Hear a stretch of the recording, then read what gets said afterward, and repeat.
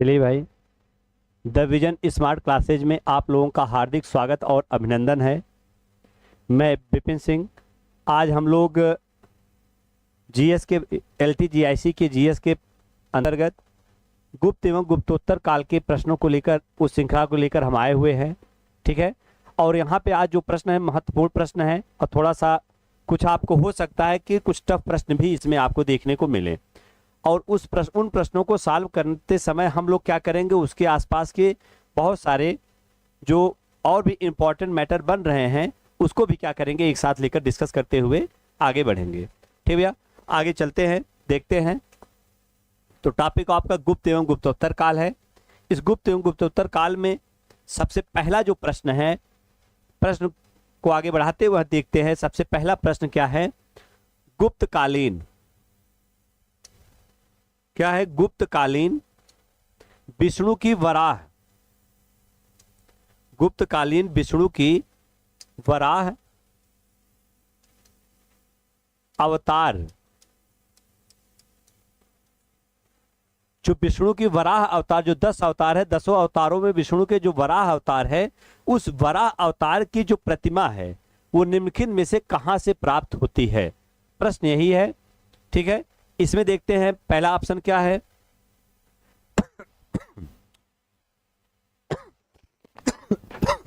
पहला ऑप्शन है उदयगिर गुफा, दूसरा कन्हेरी गुफा, उसके बाद एलोरा गुफा और एलिफेंटा गुफा। ठीक है, तो हम बात करते हैं यहाँ पे वराह अवतार। देखिए, ये गुप्त काल की बात किया, प्रश्न ही पूछ लिया गुप्त काल की। तो गुप्त काल में नमिता यादव जी सी। चलिए देखते हैं। पहली चीज है, गुप्त काल में 2 स्थान से, गुप्त काल में 2 स्थान से वराह अवतार की जो प्रतिमा मिलती है, 2 स्थान से प्राप्त होती है। कौन कौन से स्थान है? एक स्थान है एरड़, मध्य प्रदेश के विदिशा के पास एरड़ नामक स्थान है। वहां से विष्णु के वराह अवतार की प्रतिमा वहां से प्राप्त होती है। एक वो स्थान है। और दूसरा जो स्थान है, दूसरा स्थान है उदयगिर गुफा।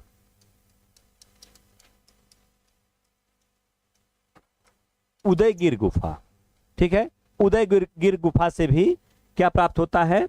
विष्णु के वराह अवतार की जो प्रतिमा है वो प्राप्त हुई है। हम थोड़ा सा बात करते हैं। देखिए, ये सब कन्हेरी गुफा, एलोरा गुफा, एलिफेंटा गुफा सब गुप्तोत्तर काल की गुफाएं हैं। ठीक है, गुप्तों की बात की यहाँ पे गुफाएं हैं। हम बात करते हैं थोड़ा सा एलोरा की बात करते हैं, एलोरा गुफा की बात करते हैं, सॉरी, ये उदयगिर गुफा की बात करते हैं। तो चंद्रगुप्त द्वितीय जो विक्रमादित्य के नाम से प्रसिद्ध था, उसके समय में, चंद्रगुप्त द्वितीय के समय में उदयगिर में 2 गुफाओं का निर्माण किया गया था। उदयगिर कहाँ पर है? ये विदिशा के पास स्थित है, मध्य प्रदेश में है। ठीक है, तो यहाँ पे एक उदयगिरी और खंडगिरी गुफाएं मिलती हैं। वह गुफाएं कहाँ पर है? कलिंग में है, मतलब उड़ीसा क्षेत्र में है। लेकिन ये उदयगिर की बात हो रही है जो विदिशा के पास स्थित है।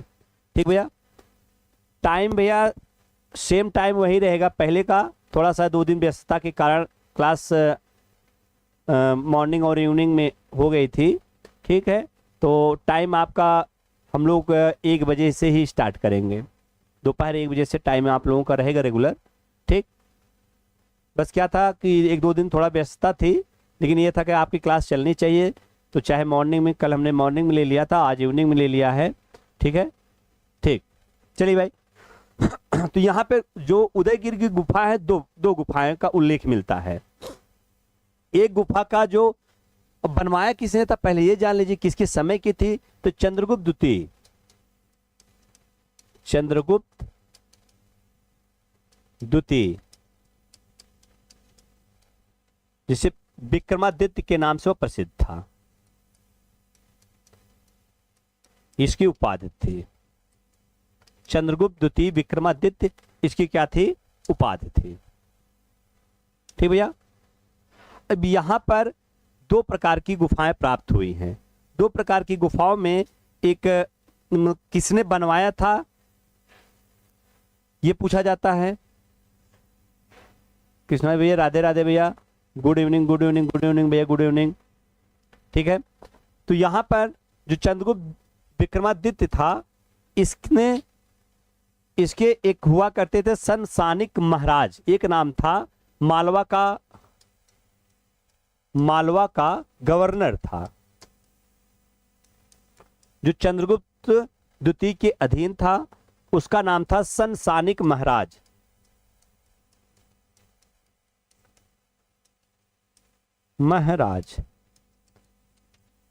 एक गुफा का निर्माण इसके समय में हुआ था, संसानिक महाराज ने करवाया था। और दूसरी गुफा का, जो उदयगिरि में 2 गुफाएं थी, तो दूसरी गुफा का जो निर्माण करवाया था वो वीरसेन शैव ने करवाया था। शैव, ये माना जाता है वीरसेन शैव जो था वो शैव धर्म का जो प्रतिपादक, मतलब शैव धर्म को मानता था, शैव धर्म। तो यहां से ये भी प्रश्न उठ जाते हैं कि चंद्रगुप्त विक्रमादित्य के या गुप्त काल में शैव धर्म का उल्लेख कहां से मिलता है। तो शैव धर्म का एक उल्लेख कई जगहों पे मिलता है, लेकिन उसमें एक उल्लेख आपका यह भी मिलता है। ठीक भैया, नमिता जी भैया राधे राधे, राधे राधे भैया, राधे राधे। चलिए, तो यहाँ पे क्या है, आंसर आपका क्या हुआ, उदयगिर गुफा। आंसर क्या हुआ, उदयगिर गुफा। अगर यहाँ पे एरण भी होता तो एरण से भी प्राप्त हुआ है विष्णु के वराह अवतार की प्रतिमा। ठीक भैया, दूसरी चीज, जब हम बात करते हैं गुप्तकालीन, एक देवगढ़ का दशावतार मंदिर है, देवगढ़ का दशावतार मंदिर है, उस दशावतार मंदिर में विष्णु के 10 अवतारों का चित्रांकन हुआ है। तो चित्रांकन हुआ, ना कि प्रतिमा प्राप्त हुई। कभी कभी यहां से भी लोगों को कंफ्यूजन हो जाती है, तो आप इसको भी ध्यान रख के चलिएगा। वहां की दीवारों पर चित्र बनाए गए हैं 10 विष्णु के 10 अवतारों का।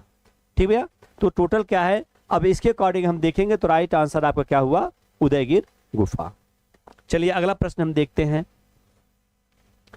देखिए टॉपिक हमारा क्या है, गुप्त और गुप्तोत्तर काल। गुप्त काल की भी हम लोग प्रश्न रखे हैं और उसके बाद कुछ गुप्तोत्तर काल के भी प्रश्न रखे हुए हैं। तो यहां पे क्या है, निम्नलिखित में से किन स्थानों पर माना जाता है कि हर्ष ने 2 महान धार्मिक सम्मेलन किए थे। ये तो सिंपल सा प्रश्न है, कोई भी बता सकता है। ठीक है, तो आप लोग भी आंसर देने का प्रयास करिए। तो कौन कौन से स्थान थे, एक थानेश्वर, एक कन्नौज, एक बल्लभी, एक प्रयाग। अब इसमें 2 ऐसे कौन से स्थान थे जहां पर हर्ष ने कोई धार्मिक सम्मेलन का आयोजन किया हुआ था। ठीक है, 2 चीजों को आपको, 2 स्थानों को आपको यहाँ पे उल्लेख करना है। तो पहले की हम बात करते हैं, पहले तो जान लीजिए हर्षवर्धन के विषय में थोड़ा सा समझ लीजिए, उसके बाद हम लोग आगे बढ़ते हैं।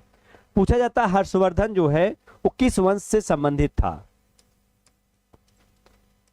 हर्षवर्धन किस वंश से संबंधित था। तो हर्षवर्धन जो था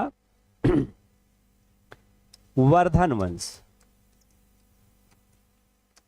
या कभी कभी आता है पुष्यभूति वंश।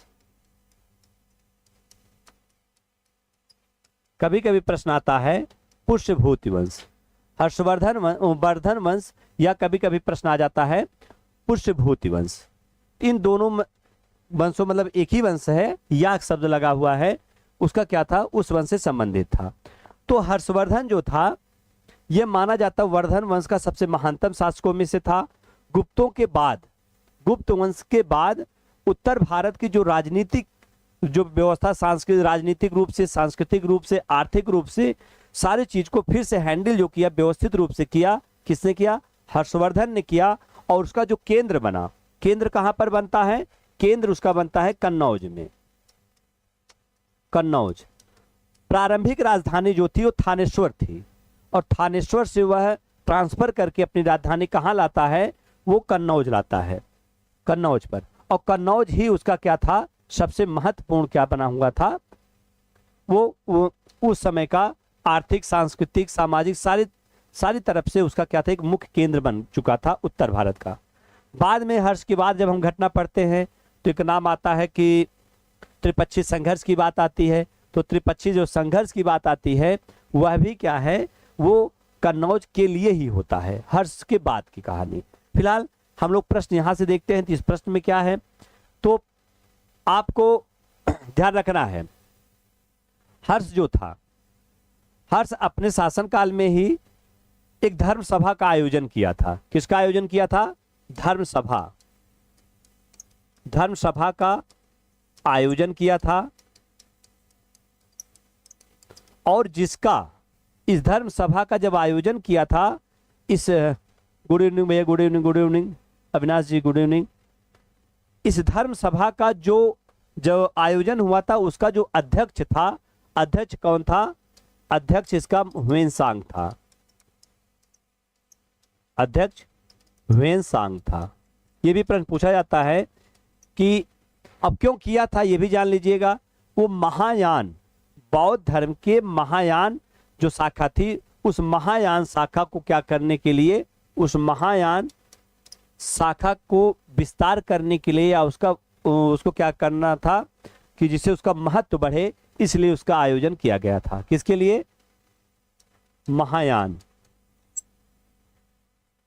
धर्म के लिए, मतलब बौद्ध धर्म का जो एक हीनयान महायान है, तो महायान का अनुयायी था, और इसीलिए क्या है, इसने यहाँ पर आयोजन किया था। एक आंसर आपका क्या हो गया? एक आंसर आपका हो गया कन्नौज। जब दूसरे की बात करते हैं तो दूसरा आ जाता है इसमें, क्या है? प्रयाग। अगर हम प्रयाग की बात करते हैं तो प्रयाग जो था यहां पर हर 5 वर्ष पे, हर पांचवें वर्ष महामोक्ष परिषद का आयोजन करता था। किसका? महामोक्ष परिषद।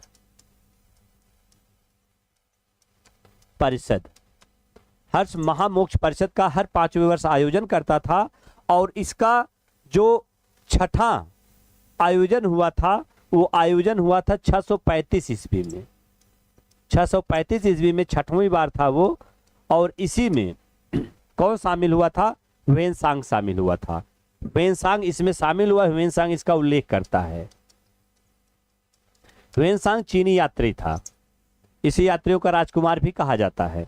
ठीक है, ह्वेनसांग इसी 635 ईस्वी में शामिल हुआ था, और यह भी बताया जाता है कि इसी इलाहाबाद के महामोक्ष परिषद के संपन्न होने के बाद ह्वेनसांग यहीं पर इससे हर्ष से अनुमति लेता है स्वदेश जाने के लिए, मतलब भारत से फिर जाने के लिए वह यहीं से अनुमति प्राप्त करता है, अनुमति हर्ष से मांगता है। इसी के बाद फिर तब धीरे धीरे और अन्य स्थानों पर जाने के बाद धीरे धीरे निकलते, घूमते टहलते निकल जाता है चीन। ठीक है, तो ये चीजें आपका एक कन्नौज की बात करता है, दूसरा प्रयाग की बात करता है। तो बी और डी आंसर आपको देखना, बी और डी कहाँ है? राइट आंसर क्या है? डी। राइट आंसर भैया क्या है? जी भैया नमस्ते जी। तो राइट आंसर क्या हुआ? बी और डी, कन्नौज और प्रयाग। ठीक भैया, चलिए आगे बढ़ते हैं। क्लियर हुआ? आप लोग भी बताते रहे कमेंट माध्यम से। क्लियर है? अगला प्रश्न देखते हैं।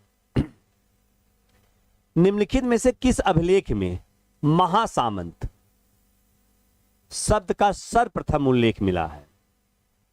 निम्नलिखित में से किस अभिलेख में महासामंत या सामंत की बात करें सर्वप्रथम उल्लेख मिलता है? तो ये चीज ध्यान रखना है, गुप्त काल में, जब गुप्त काल आता है तो गुप्त काल में एक नई, गुप्त और गुप्तोत्तर काल, शुरुआती तौर पे गुप्त काल में एक नई व्यवस्था पनपनी शुरू होती है, और जिसको कहते हैं सामंतवाद। क्या कहते हैं? सामंतवाद। और गुप्तोत्तर काल तक जाते जाते, मतलब ये गुप्तोत्तर काल में यह एक सामंतवादी व्यवस्था के रूप में स्थापित हो जाती है। ठीक है, अब इसमें क्या था, जो गुप्त शासक क्या थे, वो विकेंद्रीकरण शासन पर ज्यादा ध्यान देते थे। विकेंद्रीकरण कहने का मतलब कि शासन को विस्तार करते थे, क्या कहते हैं, निचले स्तर से लेकर उच्च स्तर तक शासन का, मतलब एक केंद्र नहीं बनाते थे, उसको कई भागों में डिवाइड किए थे, और इसीलिए वो अपने हर क्षेत्र पर एक अपना उपराज्यपाल या क्या कहते हैं प्रतिनिधि के रूप में नियुक्त करते थे। और वही धीरे धीरे जब गुप्तों की जब तक तो गुप्त शासक पराक्रमी थे, जब तक गुप्त शासक योग्य थे, तब तक तो वो उससे बधे रहे, लेकिन जैसे जैसे अयोग्य गुप्त शासकों का यहाँ पर क्रम आने लगा, तो धीरे धीरे यही जो व्यक्ति, यही जो शासक यहाँ पर अलग अलग क्षेत्रों पर देखते थे, अब वो लोग क्या थे, अपने को स्वतंत्र करना शुरू किए, और इसी के व्यवस्था को कह दिया गया सामंतवादी व्यवस्था। ठीक है, तो गुप्तों के काल में व्यवस्था स्टार्ट हुई थी, और सबसे ज्यादा इसकी जो चरम परिणति देखने को मिलती है गुप्तोत्तर काल में देखने को मिलती है। इसमें भी सबसे पहले जो एक उल्लेख मिलता है कि सामंत या महासामंत का जो उल्लेख मिलता है, जो गुप्त शासक मतलब उत्तर गुप्त शासक एक नाम आता है वैनगुप्त। क्या नाम आता है? वैनगुप्त। उसका एक अभिलेख है गुणेधर अभिलेख।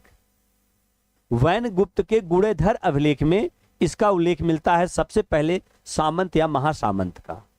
ठीक है, तो अगर प्रश्न पूछा जाए सामंत या महासामंत का सर्वप्रथम उल्लेख किस अभिलेख में मिलता है, तो वैनगुप्त, ये उत्तर गुप्त मतलब गुप्त शासकों का जो लास्ट का जो क्रम आता है, बुद्धगुप्त क्या कहते हैं उसके बाद का जब समय आता है, भानुगुप्त, ये सब तो उसी बीच में क्रम में आते हैं वैनगुप्त। और यही वैनगुप्त के अभिलेख गुणेधर में सबसे पहले महासामंत का उल्लेख मिलता है। ठीक भैया, क्लियर हुआ? तो राइट आंसर क्या हुआ? ए। ठीक भैया, चलिए आगे बढ़ते हैं। अगला प्रश्न है, निम्नलिखित में से कौन सा युग्म सही सुमेलित नहीं है? ध्यान रखना आपको, नहीं प्रश्न पूछा है, नहीं और है इन दोनों में बड़ी कंफ्यूजन होती है।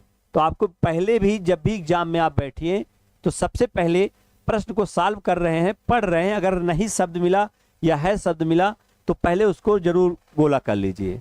इससे क्या होगा, आपको गलतियां जो होगी वो कम होंगी, क्योंकि नहीं और है में ही गलतियां ज्यादा हो जाती हैं थोड़ा सा न ध्यान देने की वजह से। और एग्जाम का जो प्रेशर रहता है उसमें इतना समय नहीं रहता कि आप बार बार एक ही चीज को पढ़ सको। ठीक भैया, तो यहां पर प्रश्न यही है कि कौन सुमेलित नहीं है, आपको ध्यान में रखना है। एक प्रश्न है, नागानंद हर्ष की रचना, क्या हर्ष की रचना है? मुद्रा राक्षस क्या विशाखदत्त की रचना है? मृच्छकटिकम क्या शूद्रक की रचना है? रत्नावली राजशेखर की रचना है? किसकी रचना है, यही चीज आपको बताना है। तो आपको पता होना चाहिए कि हर्ष की हम बात करते हैं तो हर्ष की 3 प्रमुख रचनाएं उल्लेख मिलता है। 3 प्रमुख रचनाओं का उल्लेख मिलता है। कौन कौन सी है? नागानंद ऑलरेडी है, एक नागानंद तो ऑलरेडी उसमें है ही। ठीक है, एक रचना है रत्नावली,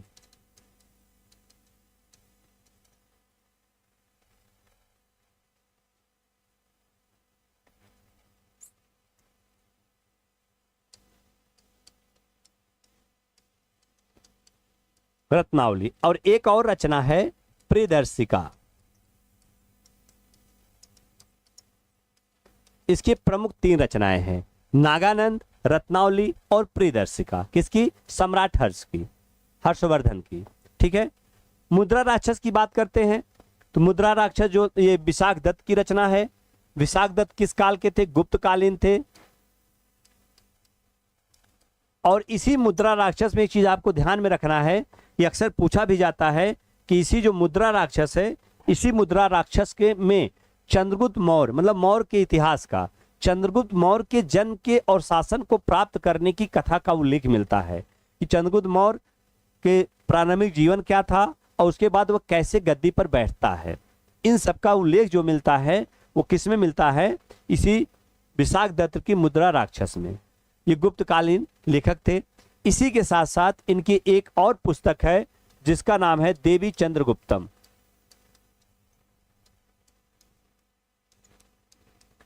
इसी पुस्तक के अंतर्गत इसी पुस्तक में उल्लेख मिलता है कि चंद्रगुप्त मौर्य जो थे वह क्या कहते हैं, एक शक शासक को पराजित करके अपने भाई रामगुप्त की भी हत्या कर उनकी पत्नी ध्रुव देवी से क्या कर लेते हैं? विवाह कर लेते हैं। तो बाद में शिव जयशंकर प्रसाद ने हिंदी में लिखा, जब आप हिंदी ग्रेजुएशन में उसमें देखेंगे कई स्थान चलती है, एक पुस्तक का नाम है उनका ध्रुव स्वामिनी। उसका भी कथानक इसी पुस्तक पर आधारित कथानक है।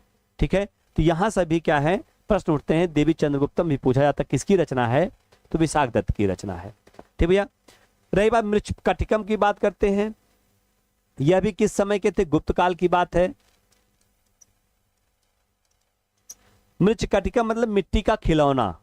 मृच्छकटिकम का अर्थ जो होता है मिट्टी का खिलौना।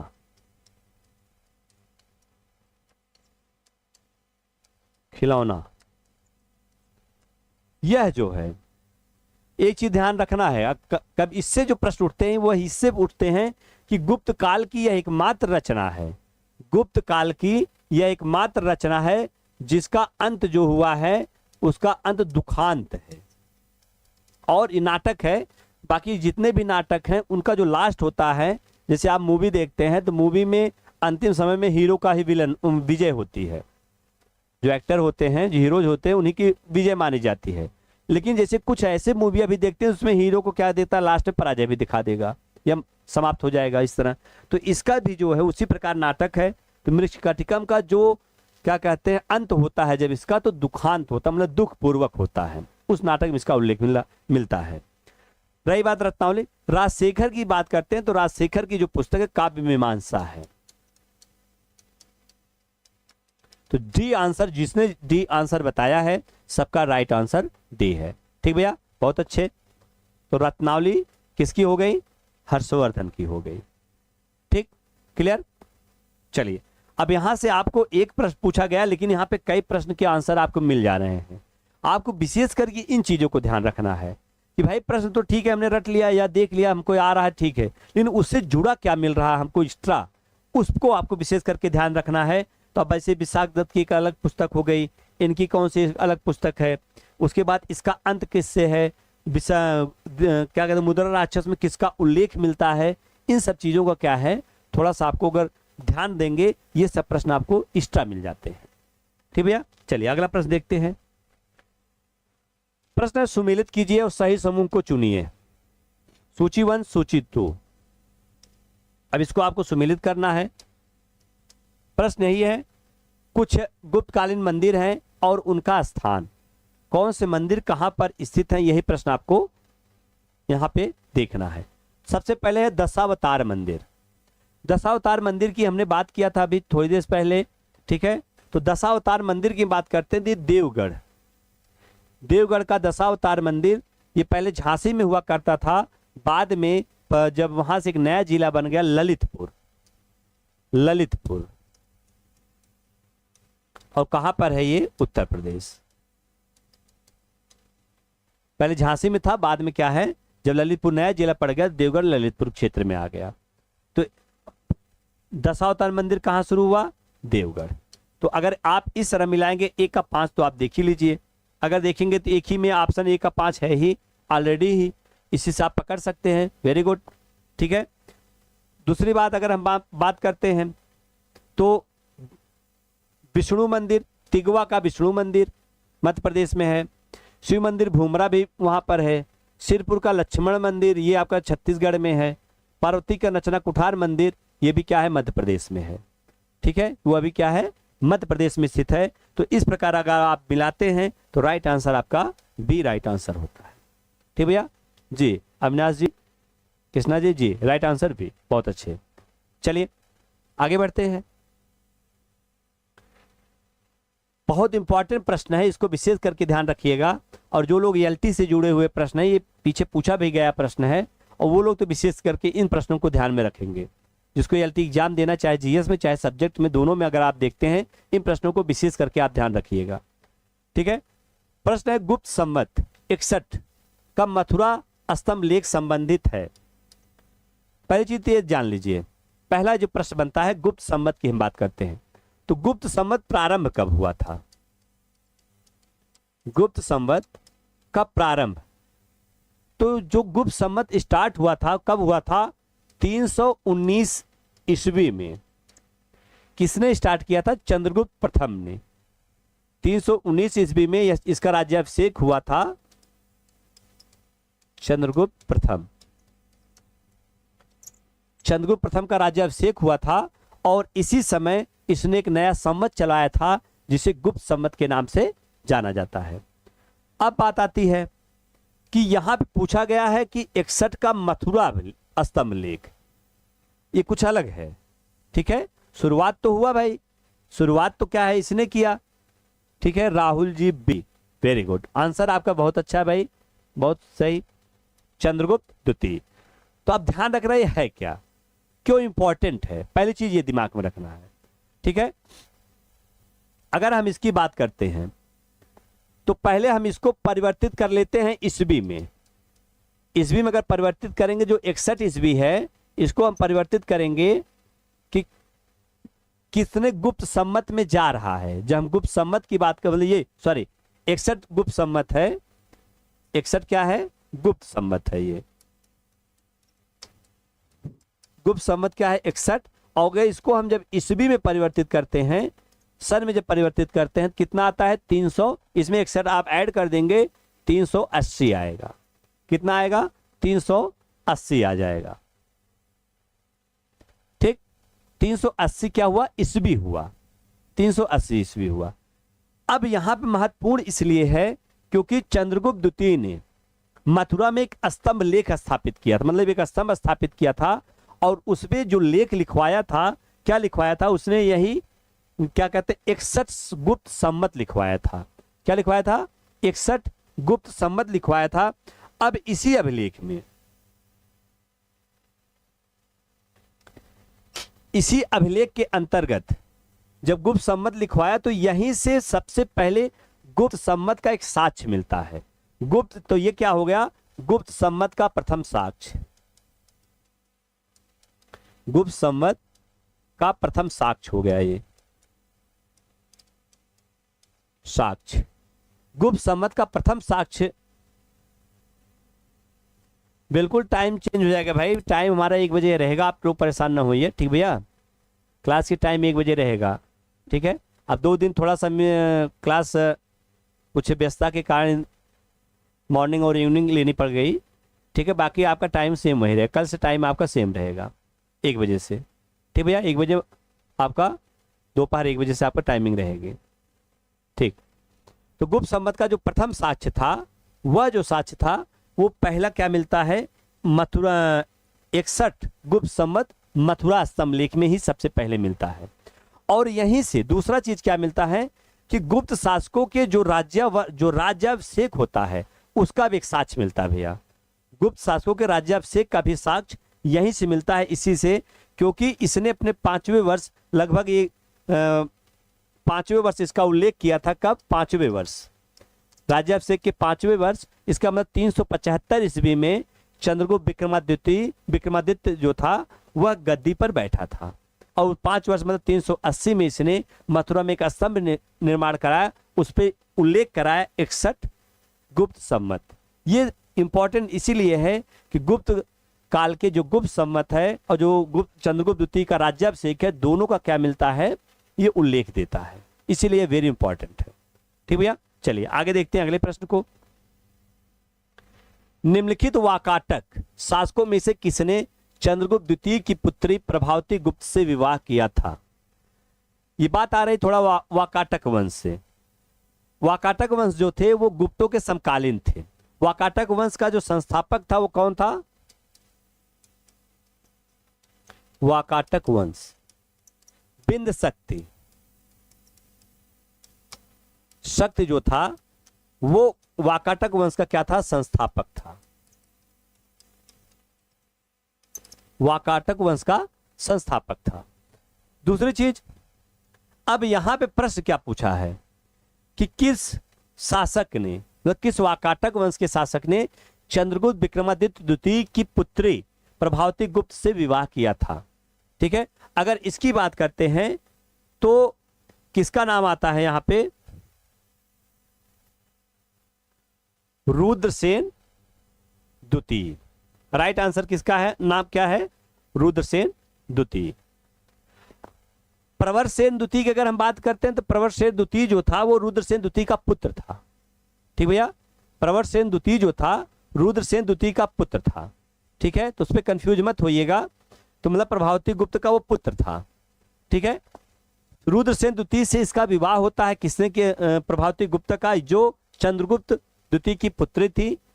और लेकिन 5 ही वर्ष के अंदर रुद्रसेन द्वितीय की मृत्यु हो जाती है।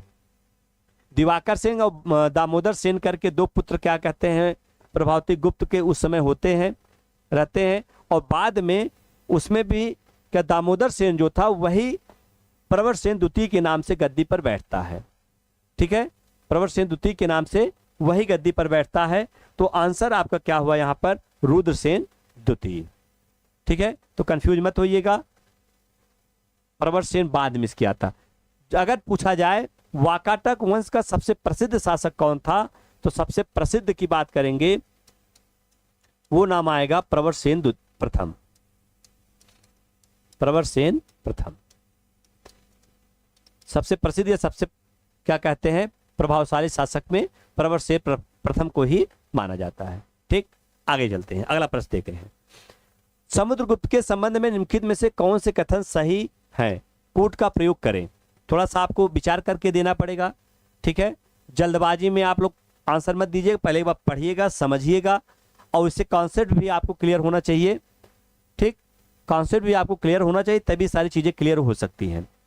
पहली चीज ध्यान रखना है, समुद्रगुप्त की बात हो रही, इस चीज को ध्यान रखना है, गुप्त काल के शासक समुद्रगुप्त की बात हो रही है। वह एक विजेता, एक कवि और एक संगीतकार था। क्या यह सही है? दूसरा, उसे लिच्छवी दौहित्र कहा जाता है। क्या यह सही है? उसने पश्चिमी क्षत्रपों के सिक्कों की नकल की। या ये सही है? या इलाहाबाद के स्तंभ अभिलेख में उसके अश्वमेध का उल्लेख नहीं है? ये चीज आपको बताना है। थोड़ा सा आप लोग भी प्रयास करिए, कोशिश करिए बताने का।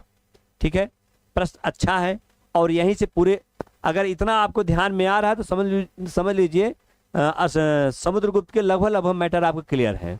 8 का सी,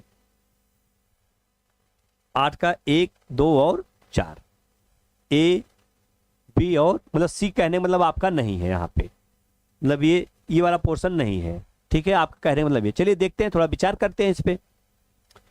समुद्रगुप्त एक विजेता था, तो ये तो सही है। समुद्रगुप्त के शरीर पर माना जाता 100 घाव थे, और 100 घाव के निशान होने के कारण उसको ये माना जाता है कि उसने दक्षिण भारत की विजय और उत्तर भारत दोनों की विजय की थी। तो विजेता तो ऑलरेडी था ही, उसमें कोई डाउट नहीं है। ठीक है, और इसी विजेता के कारण ही एक इतिहासकार थे V.A. Smith, V.A. स्मिथ थे, और इन्होंने समुद्रगुप्त को भारत का नेपोलियन कहा। नेपोलियन कहा, इसी कारण इन्होंने कहा। ठीक है, इसकी विजेता की नीति के कारण ही।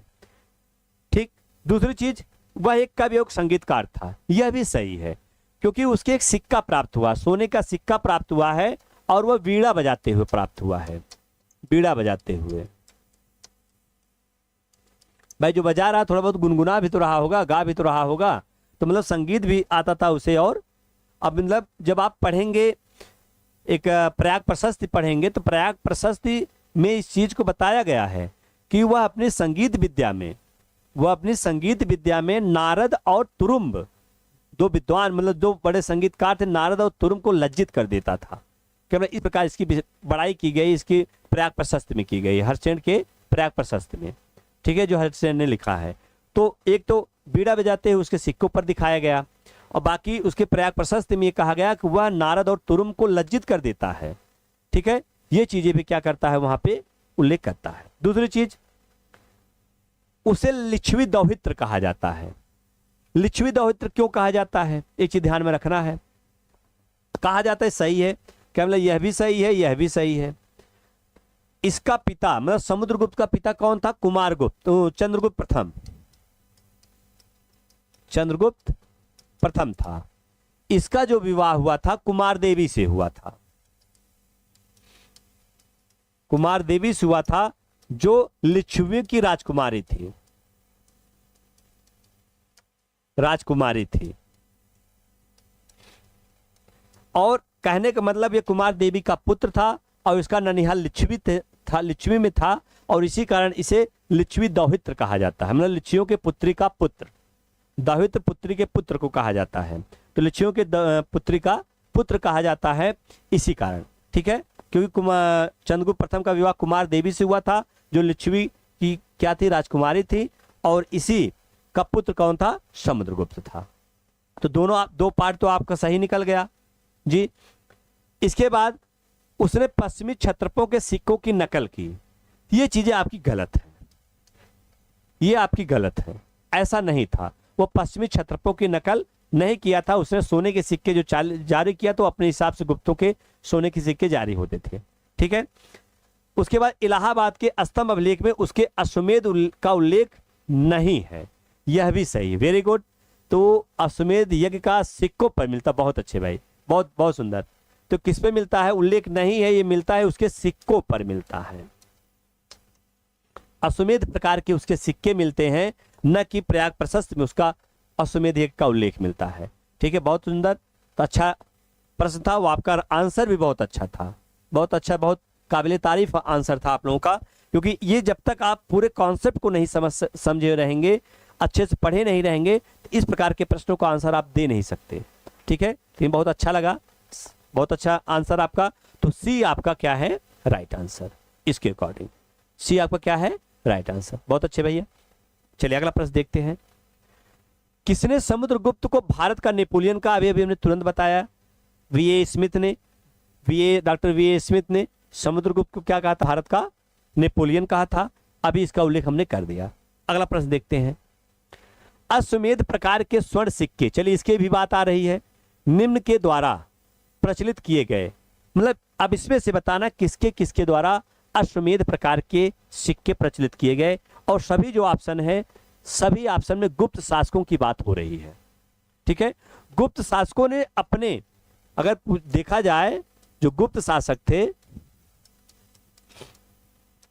को ने पूरे प्राचीन इतिहास में, पूरे इतिहास में अगर देखा जाए सर्वाधिक सोने के सिक्के जारी किए थे, सर्वाधिक सोने के सिक्के जारी किए थे। और जो सोने के सिक्के जारी करते थे उस सिक्कों पर, हाँ एक चीज और है, पूछा जाता है उनके सोने के सिक्कों को क्या कहा जाता था, तो इस सोने के सिक्कों को दिनार कहा जाता था, दिनार कहा जाता था। क्या कहा जाता था, दिनार कहा जाता था। दूसरी चीज, ये जो सोने के सिक्के जब जारी किए थे उस पे वो जो कार्य करते थे उसी के आधार पर वो उस पर क्या करते थे, चित्रांकन करते थे। जैसे समुद्रगुप्त की बात करें, उसने कई प्रकार के सिक्के जारी किए, परस प्रकार के सिक्के, धनुर्धारी सिक्के, और क्या कहते हैं चंद्रगुप्त द्वितीय की बात करते हैं, उसमें एक और जो ये सब सिक्कों के साथ एक और जोड़ देता है कि पर्यंक प्रकार के सिक्के। तो इन्होंने कई प्रकार के सिक्के जारी किए। ठीक है, और यहां पर एक प्रश्न जो है, प्रश्न के अकॉर्डिंग अगर हम देखते हैं तो एक चीज और ध्यान रखना, ये अपने को मानते थे, गुप्त काल के शासक अपने को मानते थे देवताओं के प्रतिनिधि के रूप में, देवता के अवतार के रूप में मानते थे, तो अपने को बहुत महिमा मंडित करते थे। ठीक है, और उसका जो उल्लेख करते थे अपने सिक्कों पर करते थे, इसीलिए इनके सिक्कों को प्रचार मुद्रा भी कहा जाता है, प्रचार मुद्रा या प्रचार सिक्का भी कहा जाता है। ठीक है, प्रचार सिक्का या प्रचार मुद्रा भी इनके सिक्कों को कहा जाता है। किसको, गुप्तकालीन स्वर्ण से या गुप्तकालीन शासकों के सिक्के को। अब प्रश्न है किसने यहां पर अश्वमेध प्रकार के सिक्के चलाए थे, तो राइट आंसर आपका क्या है, डी, वेरी गुड। तो समुद्रगुप्त और कुमारगुप्त प्रथम, इन दोनों के जो सिक्के थे उस पर अश्वमेध प्रकार के सिक्के, मतलब अश्वमेध प्रकार का, मतलब अश्वमेध यज्ञ का और यूप बना था, मतलब घोड़ा बंधा हुआ था, इस प्रकार करके सिक्के की आकृतियां मिलती हैं। इससे कहा जाता है या अनुमान लगाया जाता है कि उस समय अश्वमेध यज्ञ किया रहा होगा। तो मात्र दो, गुप्त काल के मात्र दो शासक थे जिन्होंने अश्वमेध यज्ञ किया था और उसके सिक्कों पर उसका उल्लेख मिलता है। ठीक भैया, ये भी वेरी इंपॉर्टेंट प्रश्न है, इसको अक्सर पूछा जाता है यह भी। तो राइट आंसर आपका क्या हुआ, समुद्रगुप्त और कुमारगुप्त प्रथम। ठीक, अगला प्रश्न देखते हैं। निम्नलिखित किस अभिलेख में पट्टवाय श्रेणी, इसी कहते हैं तंतुवाय, तंतुवाय, या एक नाम है इसको रेशम बुनकर, रेशम बुनकर, इनको कहते हैं रेशम बुनकर जो थे, ये श्रेणी हुआ करते थे, व्यापारी हुआ करते थे। अब ये मतलब किसमें उल्लेख मिलता है, किसके अभिलेख में, तो यह उल्लेख किसमें मिलता है, कुमारगुप्त के प्रथम के मंदसौर अभिलेख में। कुमारगुप्त प्रथम के मंदसौर अभिलेख में उल्लेख मिलता है कि लाट प्रदेश से, क्या उल्लेख मिलता है, यहां से मिलता है कि लाट प्रदेश, लाट कहा जाता था गुजरात का, गुजरात से तंतुवाय श्रेणी, श्रेणी या पट्टवाय श्रेणी या उसी को कहते हैं रेशम बुनकर, ये चीज ध्यान में रखना। जो तंतुवाय श्रेणी था, श्रेणी थे, ये लोग कहां पर आए हुए थे, मंदसौर, मंदसौर आकर बसे, मंदसौर आकर बसे, विदिशा के पास, विदिशा के पास था, मंदसौर आके बसते हैं ये। और वहां पर इन्होंने एक सूर्य मंदिर बनवाया था, सूर्य मंदिर का निर्माण कराया था, एक सूर्य मंदिर का वहां पर इन्होंने निर्माण कराया था। इसका ये उल्लेख मिलता है किसमें, कुमारगुप्त प्रथम के मंदसौर अभिलेख में। ठीक भैया, तो राइट आंसर आपका क्या हुआ, ए। बहुत अच्छे, आंसर आपका अच्छा आ रहा है। ठीक है, चलिए अगला प्रश्न है, निम्नलिखित में से कौन सा मंदिर ईंटों से निर्मित है, मतलब कौन सा मंदिर है जो ईंटों से बनाया गया है, ईंटों से जिसका निर्माण किया गया है। खजुराहो का लक्ष्मण मंदिर, सिरपुर का लक्ष्मण मंदिर, भुवनेश्वर का लिंगराज मंदिर, कश्मीर का मार्तंड मंदिर। ध्यान रखना आपको। तो यहां पर अगर हम बात करते हैं खजुराहो की, अगर हम बात करते हैं तो खजुराहो की जो स्थापत्य कला है वहां पर क्या है, पाषाण का ज्यादा उपयोग, लाल बलुआ पत्थर का उपयोग ज्यादा किया गया है। ठीक है, लाल बलुआ पत्थर का उपयोग किया गया है। और भुवनेश्वर का लिंगराज मंदिर उड़ीसा में है, इसे ये शिव का मंदिर है। ठीक है, ये भी पत्थर से बना हुआ है। कश्मीर का मार्तंड मंदिर मतलब ये सूर्य मंदिर है। राइट आंसर आपका क्या हुआ, बी, सिरपुर का लक्ष्मण मंदिर। यह कहां पर है, छत्तीसगढ़। यह ईंटों से बनी संरचना है। गुप्त काल के कुछ और मंदिर हैं, जैसे भीतरगांव का, कानपुर के भीतरगांव का मंदिर अगर बात करें वो भी ईंटों से बनी है, कानपुर के भीतरगांव मंदिर। भीतरगांव मंदिर यह भी ईंटों से बना हुआ है। ठीक है, ईंटों से इसका भी निर्माण हुआ है। तो ये भी प्रश्न यहां से उठ जाते हैं। इन चीज को आपको क्या करना है, विशेष करके ध्यान रखना है।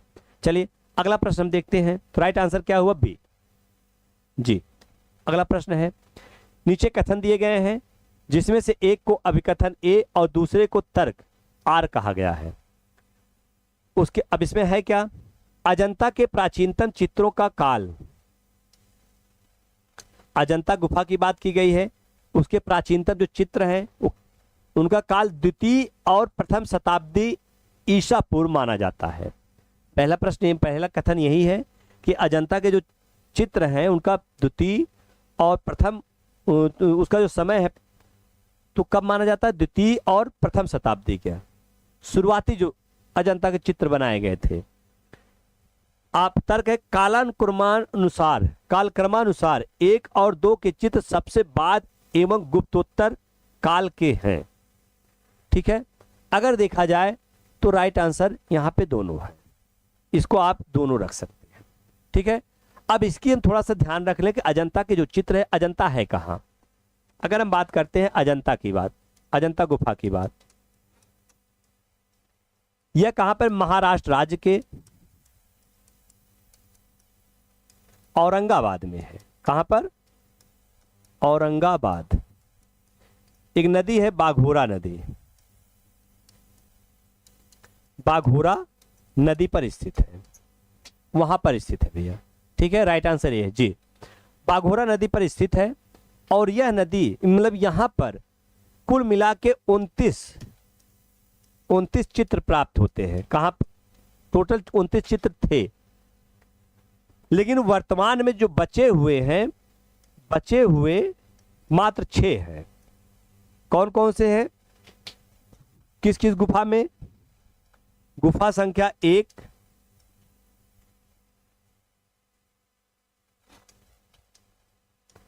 जो गुफा संख्या की बात करते हैं, कौन कौन सी गुफा चित्र आज वर्तमान में बचे हैं, तो गुफा संख्या 1, 2, उसके बाद फिर कौन है, 9, 9वीं है, 10वीं है, 17वीं, 16वीं है और 16वीं और 17वीं। ये गुफा क्या है, यहाँ पे इतनी गुफाएं यहाँ पे मतलब वर्तमान में शेष है। टोटल कितनी थी, 29 थी अजंता गुफाओं में, जिसमें से जो गुफा संख्या 9 और 10 है, गुफा संख्या 9 और 10 है, वो 9वीं और 10वीं जो थी ये द्वितीय और प्रथम शताब्दी, कहने का मतलब सातवाहन काल की है, सातवाहन काल की ये मानी जाती है ये गुफा संख्या। और गुफा संख्या 1-2 मानते हैं चालुक्य वंश के समय की है, मतलब गुप्तोत्तर बाद के समय की, 600 कुछ ईस्वी के बाद की है। ठीक है, बात आती है किसकी, अगर हम गुप्त काल की बात करते हैं तो जो 16वीं और 17वीं गुफा है ये गुप्त काल की है। 16वीं और 17वीं गुफा जो है ये गुप्त काल की है, और इसमें वाकाटकों का भी सहयोग है। और इसमें 16वीं गुफा में ही मर्डर सन राजकुमारी का चित्र प्राप्त होता है, और 17वीं गुफा जो है एक चित्रशाला के रूप में उभर कर सामने आती है। तो कुल मिलाकर क्या है, यहां पर अगर देखा जाए तो ए वाला आंसर आपका यहां पे सही होता है। ठीक भैया, तो राइट आंसर ए। चलिए अगला प्रश्न देखते हैं। हर्ष को सकलो उत्तरा पथनाथ कहा गया, किसमें कहा गया, किस अभिलेख में हर्ष को सकलो उत्तरा पथनाथ कहा गया। ध्यान रखना है आपको कि हर्ष जब अपने उत्तर भारत की विजय कर चुका था तो वह दक्षिण भारत की विजय को सोच रहा था। दक्षिण भारत विजय का स्वप्न देखा और उसने अपनी सेना, हाथियों की सेना लेकर निकल गया, और कहा जाता है वो नर्मदा नदी तक पहुंच जाता है। जब नर्मदा नदी तक पहुंचता है तो दक्षिण भारत में उस समय या उस क्षेत्र में एक शासक हुआ करता था जो चालुक्य वंश का शासक था, और जिसका नाम था पुलकेशिन द्वितीय। कौन था? पुलकेशिन द्वितीय। पुलकेशिन द्वितीय जो था, इसी के समय हर्ष ने नर्मदा नदी पर आक्रमण, नर्मदा तट पर ये पहुंच जाता अपनी सेना के साथ, और उधर से पुलकेशिन और इसके बीच में माना जाता युद्ध होता है, जिसमें हर्ष के पराजय की का उल्लेख मिलता है। जब हर्ष को पराजय देखना पड़ता है, वही उसका बॉर्डर होता है और वहीं से वह वापस आ जाता है, ये माना जाता है। अब इसका उल्लेख कहां मिलता है? इसका उल्लेख मिलता किसमें? चालुक्य अभिलेख में। किसका था ये? एहोल प्रशस्ति। एहोल प्रशस्ति है, किसका है? ये पुलकेशिन का है, पुलकेशिन द्वितीय का। पुलकेशिन द्वितीय का यह एहोल प्रशस्ति है। इसकी रचना किसने किया था? तो उस समय रविकीर्त ने किया था, रविकीर्त ने किया था। और इसी एहोल प्रशस्ति में ये उल्लेख मिलता है कि क्या है, हर्ष के लिए सकलो उत्तरापथ नाथ का उल्लेख मिलता है। किसका मिलता है? हर्ष के लिए सकलो उत्तरापथ नाथ का उल्लेख इसी अभिलेख के अंतर्गत इसको मिलता है। ठीक है भैया, तो आंसर आपका क्या हुआ? चालुक्य अभिलेख। फिर इसके युद्ध के विजय का उल्लेख, युद्ध की बात इसने भी किया है, क्या कहता है, ह्वेनसांग ने भी किया है, लेकिन जो सकलो उत्तरापथनाथ की बात किया है वो चालुक्य अभिलेख में एहोल प्रशस्ति है। किसकी? पुलकेशिन द्वितीय की है, और इसकी रचना किया था रविकीर्त। और इसी प्रशस्ति में कालिदास और भारव का उल्लेख मिलता है। भारव का जो अभिलेखी साक्ष्य मिलता है वो इसी अभिलेख में मिलता है, एहोल प्रशस्ति में। ठीक भैया, चलिए अगला प्रश्न देखते हैं। 4 अश्वमेध यज्ञ एवं सम्राट की उपाधि धारण करने वाला वाकाटक शासक निम्नलिखित में से कौन था? कौन था? एक शासक था जिसने 4 अश्वमेध यज्ञ किए थे, ये प्रश्न पूछा है, और सम्राट की उपाधि धारण किया था। तो एक शासक है प्रवरसेन प्रथम। प्रवरसेन प्रथम जो था वह वाकाटक वंश का सबसे शक्तिशाली शासक था और सबसे महत्वपूर्ण शासक था। ठीक है, उसने ही जब युद्ध विजय किया तो उसने 4 अश्वमेध यज्ञ कराए। 4 अश्वमेध यज्ञ किए, और इन चारों अश्वमेध यज्ञ के साथ साथ इसने सोम यज्ञ किया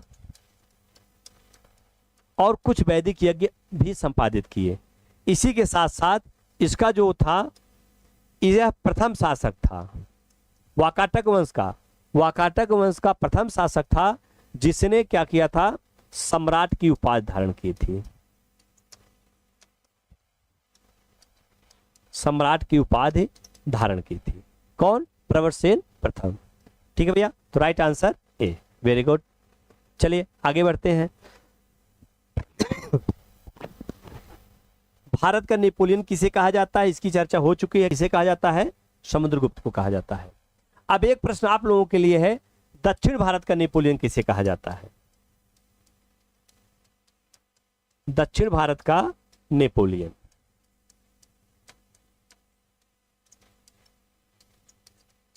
दक्षिण भारत का नेपोलियन भाई किसे कहा जाता है? अब ये प्रश्न आपके लिए है, आप लोग भी इसका आंसर देते रहिएगा, ठीक है? ये प्रश्न है आपके लिए, ठीक। चलिए राइट आंसर यहां पे क्या हुआ, डी। अगला प्रश्न है, रजत सिक्के जारी करने वाला प्रथम गुप्त शासक था। रजत मतलब चांदी के सिक्के, जो गुप्त शासकों में चांदी के सिक्के जारी करने वाला कौन शासक पहला था, यह प्रश्न उठता है। अगर हम बात करते हैं सोने के सिक्के, सोने की बात करते हैं, तांबे की बात करते हैं, चांदी की बात करते हैं, तो गुप्त शासकों में सर्वप्रथम सोने के जो सिक्के जारी किए थे वो चंद्रगुप्त प्रथम ने किए थे, चंद्रगुप्त प्रथम ने किए थे, ठीक है। दूसरी चीज, तांबे के सिक्के की बात आती है तो तांबे का ये माना जाता है, तांबे के सिक्के तो उसमें किसने किया था? तांबे के सिक्के में एक नाम आता है रामगुप्त का, रामगुप्त का। तो तांबे के सिक्के का जो उल्लेख मिलता है वो किसने किया था?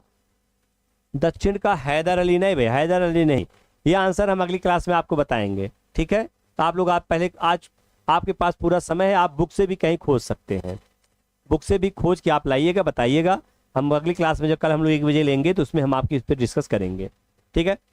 चांदी की बात करते हैं तो चंद्रगुप्त द्वितीय,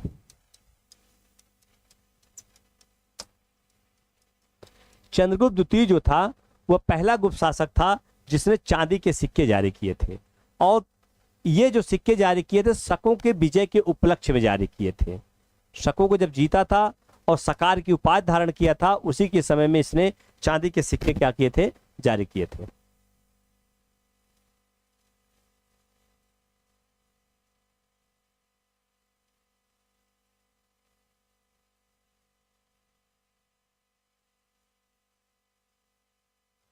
ठीक भैया, चलिए अगला प्रश्न देखते हैं। राइट आंसर यहां पे क्या हो गया है? चंद्रगुप्त द्वितीय।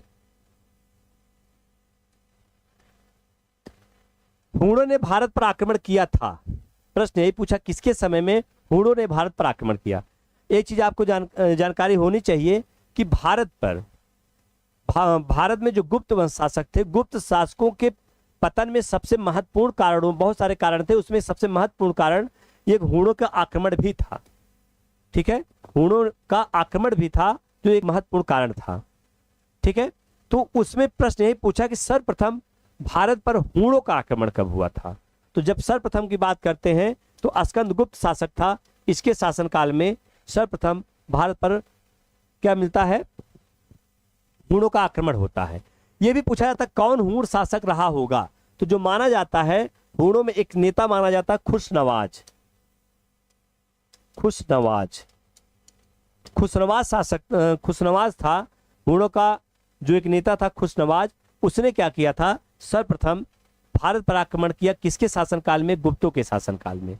और यहां पर भी एक शासक स्कंदगुप्त था जिसमें खुशनवाज की पराजय हुई, कहने मतलब गुप्त शासक स्कंदगुप्त विजयी हुआ था, ठीक है।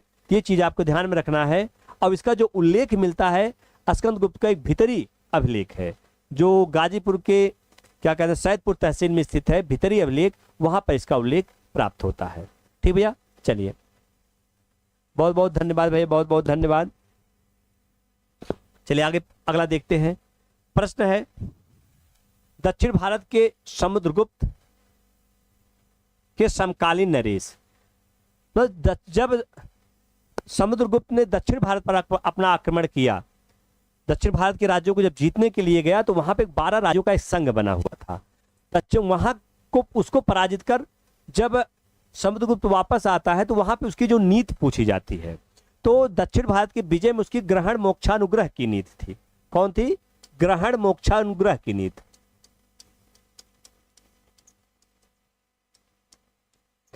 एक चीज आपको सूचना के लिए मैं बता दूं, इस जो हम लोग एक्सप्लेन कर रहे हैं, मतलब जो टॉपिक वाइज हम लोग पढ़ेंगे उस पे ऐप पे जब हम लोग क्लास ले रहे हैं, जब क्लास उस पर अच्छे से हम पढ़ेंगे, इन सब चीज़ों को हम एक एक करके अच्छे से बताएंगे।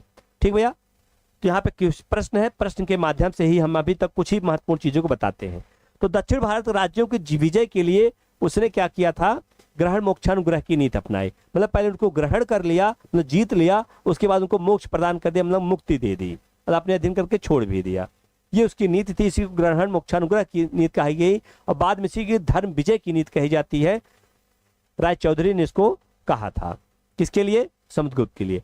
अब वही प्रश्न है, जब दक्षिण भारत गया था तो वहां का कौन सा शासक था, मतलब कौन कौन शासक थे जो समुद्रगुप्त के समकालीन थे उस समय। पहला है, अगर हम बात करते हैं तो विष्णुगुप्त से उठाते हैं, ये था कांची का, ये कांची का पल्लव शासक था, और यही क्या था, सभी शासकों का क्या था, प्रमुख था। जो युद्ध हुआ था 12 शासकों का, सब उसमें प्रमुख जो था राजेंद्र प्रथम, अविनाश कुमार पासवान जी, वेरी गुड। तो दक्षिण का नेपोलियन जो कहा जाता है, किसे कहा जाता है, चोल शासक राजेंद्र प्रथम को कहा जाता है दक्षिण भारत का नेपोलियन। और उत्तर भारत, मतलब पूरे भारत की अगर बात की जाए तो समुद्रगुप्त की। बहुत अच्छे भाई, बहुत अच्छा आंसर, ठीक है। तो यहाँ पे अगर बात करते हैं तो ये, तो ए का आप स्टार्ट कर लो, सॉरी डी का आप स्टार्ट करेंगे 2 से। तो धनंजय की अगर हम बात करें, धनंजय शासक तक कुस्तलपुर का। नीलराज की अगर हम बात करते हैं तो नीलराज की कहाँ का शासक था, नीलराज अवमुक्त का शासक था, और उग्रसेन क्या था, पालक्का का शासक था। ठीक है। तो राइट आंसर आपका क्या यहाँ से हो गया, तो राइट आंसर आपका सी इज द राइट आंसर। जी भैया, राइट आंसर सी, बहुत अच्छे। ठीक भैया, चलिए अगला प्रश्न देखते हैं। इलाहाबाद का अशोक स्तंभ किसे शासन के बारे में सूचना, या किसे मतलब किसके, यहां पे होगा किसके शासन के बारे में, किसके शासन के बारे में सूचना प्रदान करता है।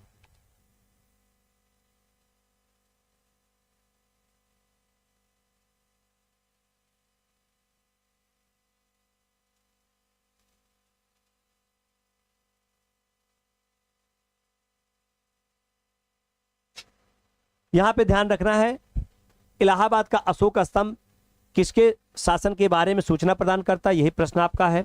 ठीक है। तो यहां पे चंद्रगुप्त मौर्य, चंद्रगुप्त प्रथम, चंद्रगुप्त द्वितीय, समुद्रगुप्त। आपको पता है कि इलाहाबाद का जो अशोक स्तंभ है, ये पहले कहां पर था, अभी Sharma ji A, Avneesh Dwivedi ji D, very good Avneesh ji. ठीक, अवनीश सर बहुत अच्छा, आप हमारी संस्था से जुड़े भी हैं, एक अच्छे अध्यापक के रूप में आप का यहाँ पर बच्चों के सामने प्रदर्शन भी रहता है। आपने हमारी क्लास को देखा, उसका आंसर दिया, तो हमारे लिए बहुत गर्व की बात है कि आप भी हमारी क्लास से जुड़े हुए हैं, हमारी क्लास को देख रहे हैं। बहुत अच्छा लगा सर। ठीक है, कि बच्चों के साथ आप भी जुड़े हुए हैं, बहुत अच्छी बात। ठीक है, चलिए, तो यहाँ पे ध्यान रखना है कि इलाहाबाद का अशोक स्तंभ किसके शासन के बारे में सूचना प्रदान करता है। तो आपको पता है, तो एक है प्रयाग प्रशस्ति। अगर पूछा जाए, जो प्रयाग प्रशस्ति है, इसकी रचना किया था हरिसेन ने, और यह इलाहाबाद के जो अशोक के द्वारा निर्मित इलाहाबाद का जो पहले कहां पर था अशोक स्तंभ, कौशाम्बी में था, और उसी कौशाम्बी में ही समुद्रगुप्त के समय हरिसेन ने समुद्रगुप्त के विजयों, प्रशस्ति मीन्स, एक प्रश्न आता है प्रशस्ति क्या होती है, प्रशस्ति ये क्या होती, थोड़ा इसको भी बताइए भाई आप लोग। ठीक है। तो यहाँ पे क्या है कि यही प्रशस्ति जो है उसने रचना किया, किसने, हरिसेन ने, और उसमें समुद्रगुप्त के विजयों का उसमें उल्लेख किया है। तो प्रशस्ति का ध्यान में रखना, प्रशस्ति का अर्थ जो होता है वो राजा की स्तुति में जो उसके क्या कहते हैं बढ़ा चढ़ा गया उसके विषय उसमें लिखा जाता है, जो उसी को क्या कहते हैं प्रशस्ति शब्द कहते हैं। तो यहाँ पे तो समुद्रगुप्त के दरबारी कवि था, महासंध विग्रहिक भी था हरिसेन, और इसी ने क्या किया, अशोक के स्तंभ पर इसका उल्लेख किया था। बाद में जहांगीर जब मुगल वंश का शासक था, तो अकबर के काल में जहांगीर ने इसको कौशाम्बी से उठाकर वो कहाँ पर लाया था, वो लाया यहाँ पर इलाहाबाद का जो किला है उसी किले में इसको स्थापित किया। तो आज भी क्या है, अशोक स्तंभ जो है इसमें इलाहाबाद के किले में आज भी सुरक्षित है। दूसरी चीज, यहां पूछा जाता कितने शासकों का इस पे उल्लेख मिलता है। तो शासकों की अगर बात करते हैं तो 3 शासकों का उल्लेख मिलता है। अशोक का, एक अशोक का नाम दिया ही है, समुद्रगुप्त का और जहांगीर का। जहांगीर का भी उल्लेख उस पे मिलता है। और एक और शासक तो नहीं थे लेकिन महत्वपूर्ण थे मुगल काल में, और उसमें उनका नाम था बीरबल। बीरबल, इनके विषय में क्या है, चारों लोगों के विषय में क्या है, प्रयाग प्रशस्त पे उल्लेख प्राप्त होता है। ठीक है, तो आज की क्लास हम लोग यहीं करेंगे। कुछ और प्रश्न है, इन प्रश्नों की श्रृंखला को हम लोग कल ऐड करेंगे क्योंकि इसके बाद सर की क्लास है। ठीक है, और हम लोग कुछ प्रश्न इसके आगे 20 से आगे मतलब 21 से हम लोग स्टार्ट करेंगे प्रश्नों की श्रृंखला को, और उसके बाद फिर हम कुछ कल हम थोड़ा सा प्रयास करेंगे पूर्व मध्यकाल के कुछ प्रश्न भी ऐड हो जाएं जिससे आप लोगों का सिलेबस भी कंप्लीट होता रहे। ठीक है, चलिए आज यहीं तक। आप लोगों को जुड़ने के लिए बहुत बहुत धन्यवाद। ठीक है, बाकी और डिटेल में सारी क्लासेज आपको ऐप पे मिलेंगी भैया। ठीक है, चलिए शुभ रात्रि। अच्छे से आप लोग पढ़िए, मेहनत से पढ़िए, जाइए खाइए पीजिए, मस्त रहिए। ठीक, चलिए भाई।